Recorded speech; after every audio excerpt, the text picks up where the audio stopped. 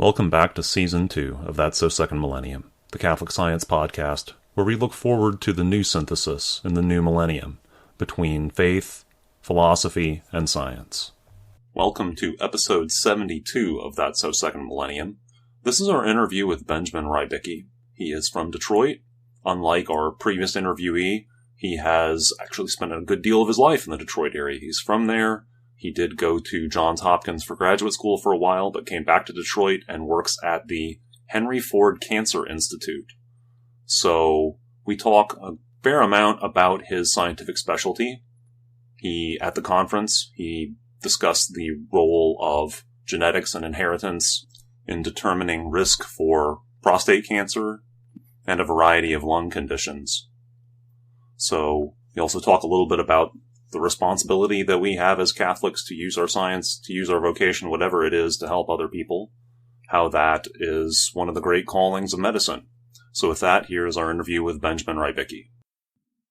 Well, in terms of my career background, I've been here at Henry Ford since 1991 for quite some time. And before then, I did a short stint in upstate New York, which was preceded by my graduate training at Johns Hopkins, where I got my master's degree in epidemiology. And that's, I guess, where I first decided I wanted to be in the field of epidemiology and specifically genetic epidemiology, and gained an interest in it. Even before then, I think I was always been interested in medicine and the practice of medicine. And my career path took me toward a research end, just fine. And I went back once I started at Henry Ford to gain my PhD because I wanted to do my own research here. And it's worked out pretty well. I've been able to pursue a research program in a number of different areas, most recently focusing on cancer and the genetics of cancer and prostate cancer and others cancers. And I can say in terms of my faith background, that's always been a very important part of my life. I was raised Credo Catholic. I'm from the Detroit area, actually. I grew up here and left for a couple of years to go to graduate school in Baltimore and lived for a couple of years in upstate New York, but moved back in 91. So you went to Johns Hopkins, or? Yeah, I pursued my master's degree in epidemiology at Johns Hopkins, and then I finished my doctoral training at the University of Michigan. Okay, there you go. Yeah, so you, Ann Arbor, not that far away. Right, it's just about an hour drive. And actually, while I was doing my doctorate degree, I was in the process of starting and raising a family, so was a little bit of work raising young children and finishing a doctorate degree, doing a lot of work in the evenings and weekends to get it done. But, it was a busy time in life in terms of starting to raise a family and try to finish my doctoral training so I could move my career forward. I actually had, I was able to have, that was back in 96. And so it's been now 20 years ago, but I was able to have 5 of my 6 children come to my graduation ceremony when I got my PhD, which was kind of neat. I don't know if any of them really remember it at all, but. Right. But they were there. They were there. Yeah. That's neat. That's really neat. So, but you've been at Henry Ford since the late 90s, or since the mid 90s. I have, and I've established a program in prostate cancer genetics, and it's really gone pretty well. And in terms of my Catholic faith and the research I do, I think they're very much intertwined. The idea, the pursuit of knowledge and wanting to help people has always been at the forefront of what I've been thinking about, the work I'm doing, and try to feel like I'm making a little difference in the field in terms of bettering human health and the human condition. I will say that it's being a practicing Catholic and or an academic field that you sometimes do feel a little bit like a fish out of water. And not to say that people don't have faith, but you don't see a lot of evidence of a practicing faith. And I've, especially, Catholic faith, and I can give examples of meetings I've gone to where you have 15,000 people at a meeting, and they're often in large cities. And I would once in a while go for daily mass, and I would never see anybody else Yeah.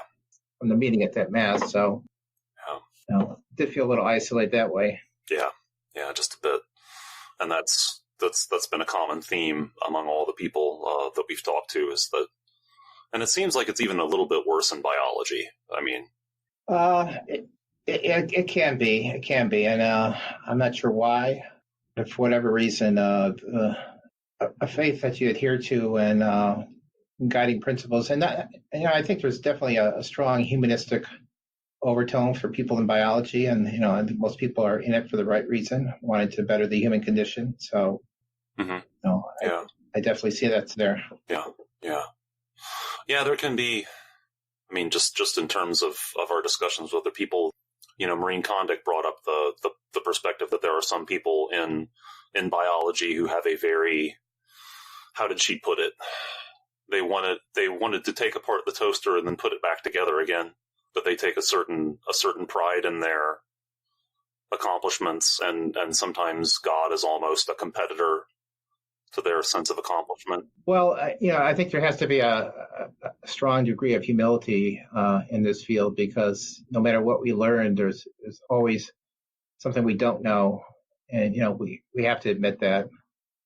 And for the work that I do too, there's most of the work, almost all of it, involves studying the human person, and often enrolling people in studies and asking their time, and sometimes there's a certain risk for them to participate in research, and so we always have to be mindful of that. Yeah, and respectful of individuals when they participate. At the very least, just their confidentiality, and knowing that the information they're providing us, we have to hold in strict confidence, and be very mindful of that. Medical risk or social risk or both? Well, for instance, in a study of genetics, if you're doing some type of genetic work, and you might come across a genetic variant that could mean that they have an increased health risk, and making sure that in your consent forms that risk will not be communicated to their insurance company, for instance, that could injure them in a financial way. Just because they're participating in your study. Yeah, that's a tricky issue. So your specialty is prostate cancer, and you discussed in your talk at the conference, you discussed the influences that certain genetic backgrounds can have on that. I think you mentioned that African Americans are actually somewhat more at risk for prostate cancer than people of other regions of descent.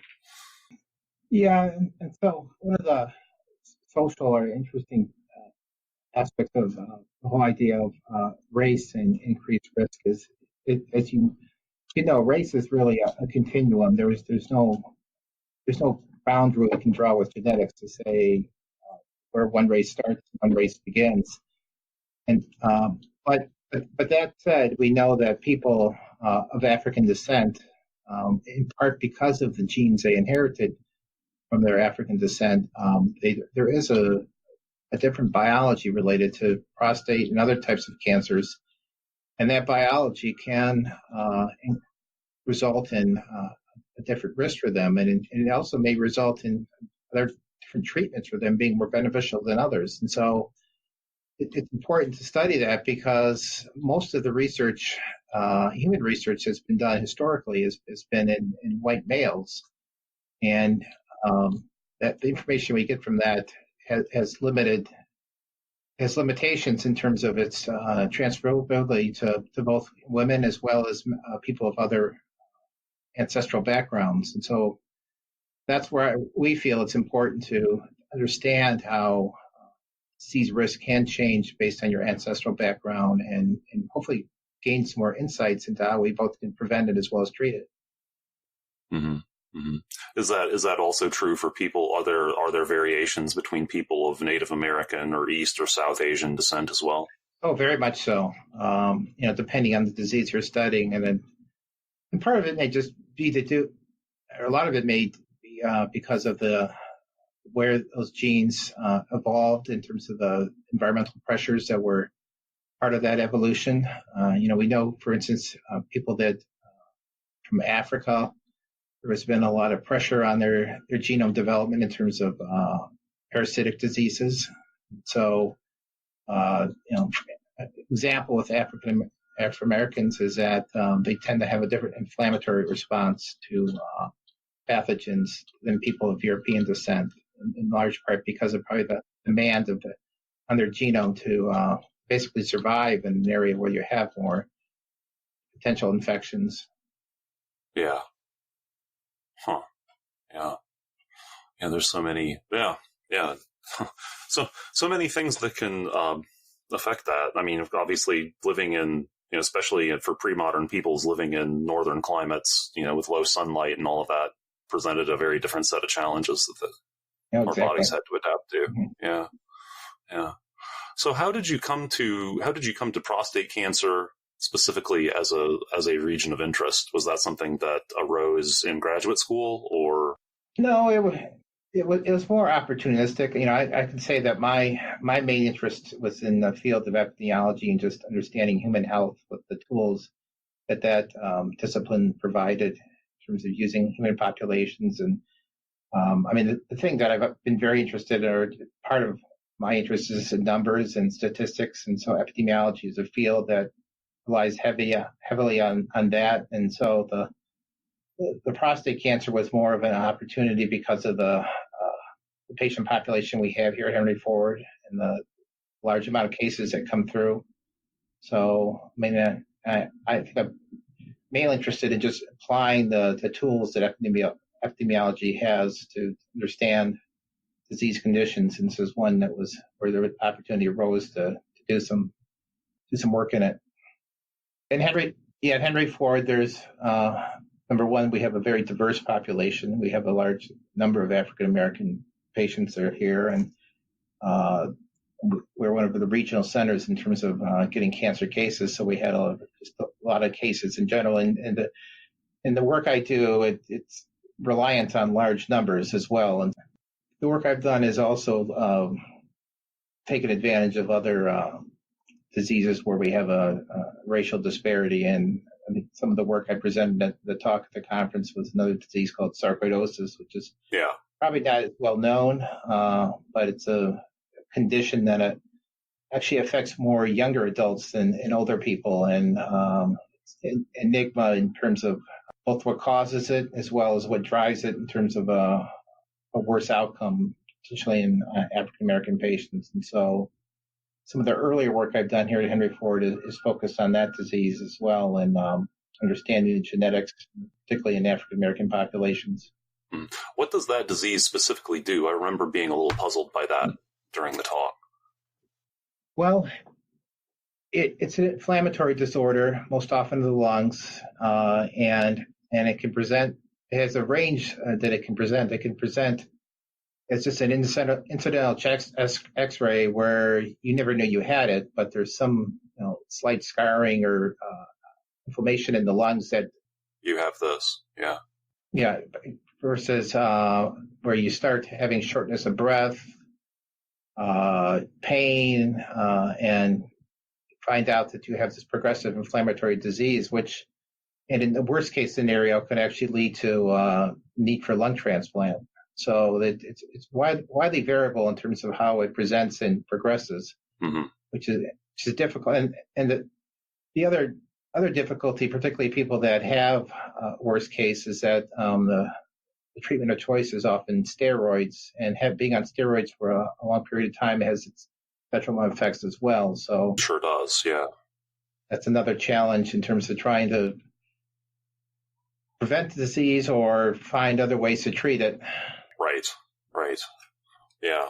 And so then it doesn't have any, or at least any known sort of pathological, there's no bacteria or virus or something that triggers this condition. This is something that happens.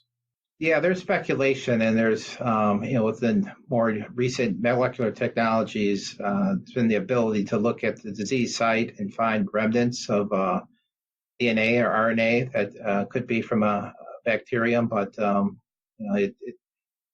In all likelihood, it's not probably one specific etiologic agent. There's probably several, but the disease course is very highly variable, and it's typically a disease of exclusion. So where you look at pathogens that where you find similar diseases, and a good example is tuberculosis. If it comes back negative for tuberculosis, but it has a characteristic chest X-ray, and sarcoid is probably the next disease diagnosis of choice. Yeah. It's not something that you would mistake for one of the occupational diseases of silicosis or something like that. It could present very similar to that, and so it would require, again, if there's some suspicion of that occupational exposure, that's often the diagnosis that's assigned versus sarcoid. But disease presentation and even course can be similar. Yeah, the same might be true of asbestos exposure. Slightly different situation. Correct. But yeah. In terms of those occupational diseases where there's inhalation of irritants, is there likewise, because of that difference in inflammatory response, is there likewise a difference in how severe those can be for people of African descent as opposed to other people? Yeah, I believe so. And I think probably one of the best examples is berylliosis. That's a condition that has a very actually similar genetic susceptibility pattern to sarcoid. Okay. And the presentation is very similar as well. Is that beryllium exposure? Beryllium exposure, exactly. And so the challenge there is, just to have the necessary number of people that have been exposed, where you can actually do these comparisons by race, and it's not that common of an exposure. So unlike sarcoidosis, where you have a fair number of cases, it's not as easy to study the racial differences in beryliosis. There's just not as many, not that many people exposed to toxic light metals. Right, exactly. Yeah. I actually, that's one of those odd little points of contact where I've actually worked with beryllium-bearing equipment simply because it is that light. It's handy for X-ray equipment. Probably one of the main. I suppose it's worked into airplane alloys. Is there a manufacturing center near Detroit where that's been used in quantity? I don't know of any beryllium exposures in Detroit. If anywhere, it may be in the auto industry. I think the work that's been done is more in the western states. But I am one of those people who likes to listen to two people talking shop about something that I don't know anything about. I don't know that everyone feels the same way about that, so I suppose we'll see what the response to this episode is. But that's been fascinating to explore that. What do you see? And it's been interesting to get a variety of perspectives from different people, especially in the life sciences. What do you see as the significance for people of faith and Catholics in particular for the pursuit of life science and medicine as you see it from your perspective? Well, the thing that struck me with the conference, and I see that moving forward, this is going to be something that's important for practicing Catholics to have a greater voice in, is just the whole understanding of the human person and the dignity of the human person made in the image of God. And as we move forward in the field of medicine and genetics and further dissect who we are, both on a DNA level as well as thinking about quantity and quality of life and what medicine could potentially provide in terms of extending life, we have to, I think, always be mindful of how we're respecting the human person and his or her dignity. The things that concern me, there was a talk at the conference about the CRISPR technology and the potential to just basically change the blueprint of a live DNA either before or after conception, and to be very careful with that and what we do, and just always be thinking about how we can improve the human condition, but not get carried away with what we consider an improvement, and thinking things like intelligence or physical prowess are things that are important to manipulate. So it's I can definitely see that coming down the pipe, and it's a little scary sometimes to think about what all this technology can potentially provide that we're kind of getting out of sight in terms of helping people live quality lives free of disease versus, enhancing things that have nothing to do with a disease condition at all. Yeah. That's and all the unpredicted consequences of things that we choose to change. Well, that's it too. When, for an example might be you might change a gene that would lower your risk of heart disease, but it might increase your risk of cancer. And so, we're not going to know that until we actually make that change and study it for a time. But you have to be very careful sometimes about what you're quote unquote fixing, because there's a reason those, over the course of thousands of millions of years, the genes have developed the way they are. And while there's definitely genetic mutations that clearly portend to a very serious and detrimental outcome that we'd like to intervene with, example, like, for instance, cystic fibrosis, where with that gene mutation, until recently, you couldn't expect to live beyond age 30 and had a lot of high degree of morbidity associated with it. And that seems like a no-brainer in terms of trying to do some intervention. But and there's other things that are, high blood pressure or, tendency to be obese. Are these things that we want to intervene on? You can still live a very fulfilled life with either of these conditions. Yeah. And there are lifestyle changes that can also be made to alleviate some of the pressure from that. Yeah, exactly. And that's, the other analogy that can be made there is where we're going in terms of being a medicated society, and where medicine, I think it's getting too carried away with the idea of just treating it with a drug versus, some kind of behavioral intervention. Right. I mean, it's about seeing what we can get away with, preferably with the help of something like a medication or some sort of external crutch or hack. We love that word hack these days. And with any tinkering of the human body, whatever it is, even aspirin, I mean, there's some intended effect and some unintended effects. Only going to know, later on, and it may be irreversible. Yeah, it's a dangerous game to play with ourselves, and it reminds me to some extent of, the whole, as a colleague of mine once said, the better living through chemistry era of the mid 20th century, when we invented all of these wonderful things, and now we've spent, my whole lifetime trying to clean them up. From the 70s onward, realizing, oh yeah, these chlorinated solvents, for example, these are pretty bad. We probably shouldn't be using them for these purposes. We probably should not be using them in anything like this quantity, and we shouldn't be breathing them.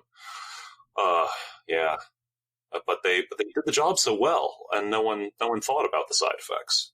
Well, it's I hate to say it, but it gives the opportunity for people in my field to do their work, because with every change in the environment or tweak, there's a new exposure that we can look at.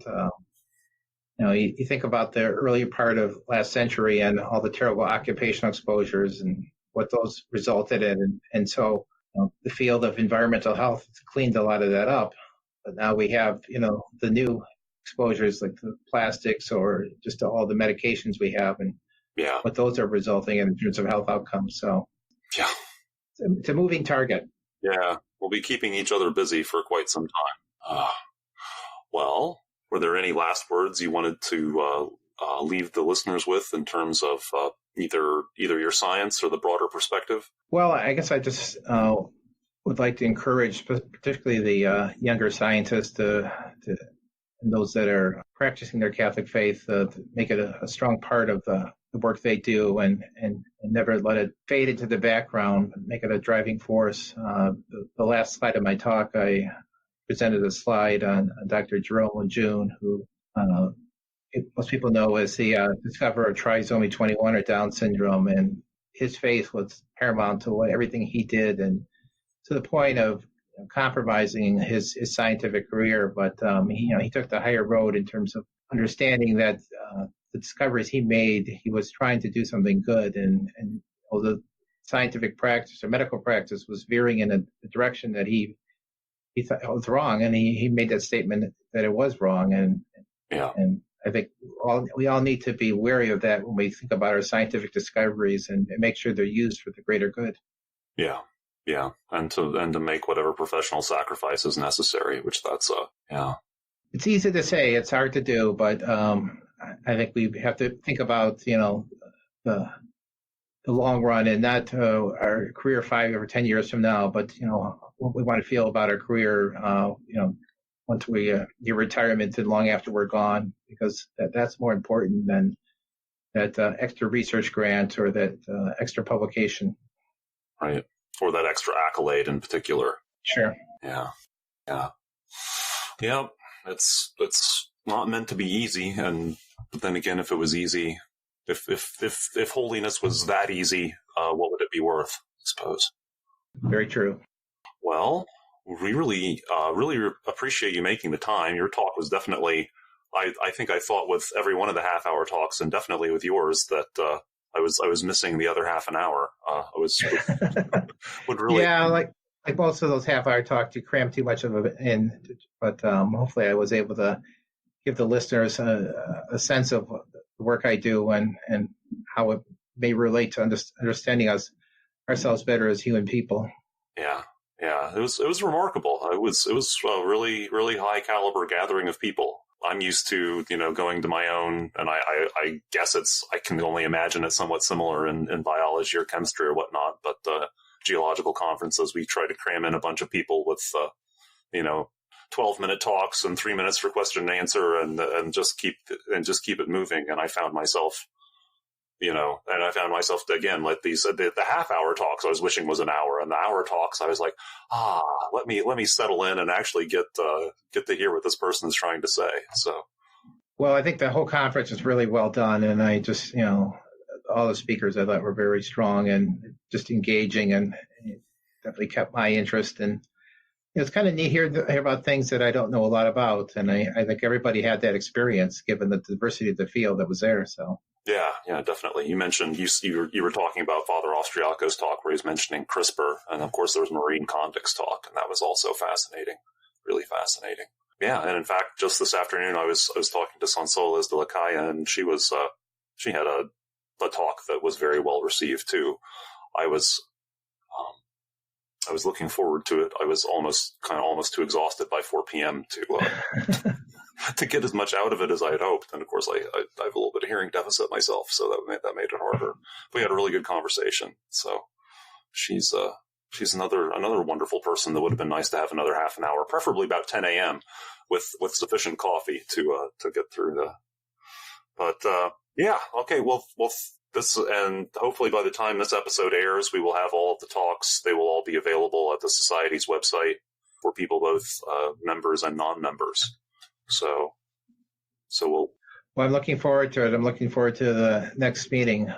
It's my first meeting this past last week, and really got to meet a lot of real interesting people. And beyond, other than the talks, the time we just spent at meals and the social time was really very engaging as well. Yeah, that's a great aspect of it, is letting us realize we're not alone, and to talk to one another and see and make connections. Yeah, it's a beautiful thing.